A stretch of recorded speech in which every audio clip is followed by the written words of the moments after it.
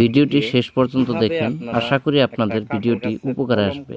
তো যারা pan card apply করছেন, হয়তো অনেকের দোকানে গিয়ে বা হয়তো সাইবার ক্যাফেতে গিয়ে আপনি প্যান কার্ড অ্যাপ্লাই করছেন, সেই প্যান কার্ডটা হয়তো অনেক দিন হয়ে গেছে কিন্তু আপনার হাতে পাননি। তো সেইটা আপনার রিসিপ্টটা হাতে আছে, সেই রিসিপ্ট দিয়ে আপনি কিভাবে স্থিতি চেক করবেন আমি আজকের ভিডিওর মধ্যে সম্পূর্ণ লাইভ দেখিয়ে দেব।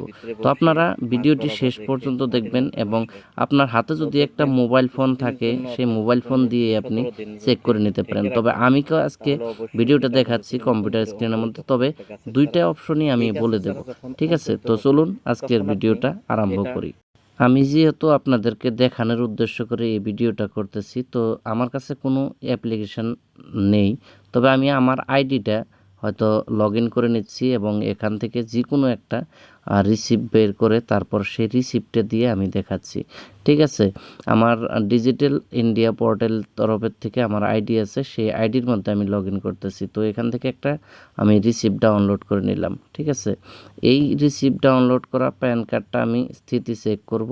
দেখুন এখানে আমার রিসিপ্টটা বের হয়ে আসলো। এই উপরের দিকে দেখুন এখানে একটা নাম্বার রয়ে থাকে, তো এই নাম্বারটি আমি বসিয়ে নেব। তার আগে গুগলে গিয়ে আপনি মোবাইল হোক কিংবা কম্পিউটার সবখানেই আপনি একই কাজ করতে পারবেন। প্যান কার্ড স্ট্যাটাস আপনি এখানে মেরে দিন গুগলের মধ্যে, তারপর বসিয়ে সার্চ করুন। সার্চ করার পর আপনার যেটা হয়তো যদি ইউটিআই হয়ে থাকে ইউটিআই এবং এনএসডিএল হলে এনএসডিএল, তো আমার এনএসডিএল, যার জন্য আমি এনএসডিএলে সিলেক্ট করে নিলাম।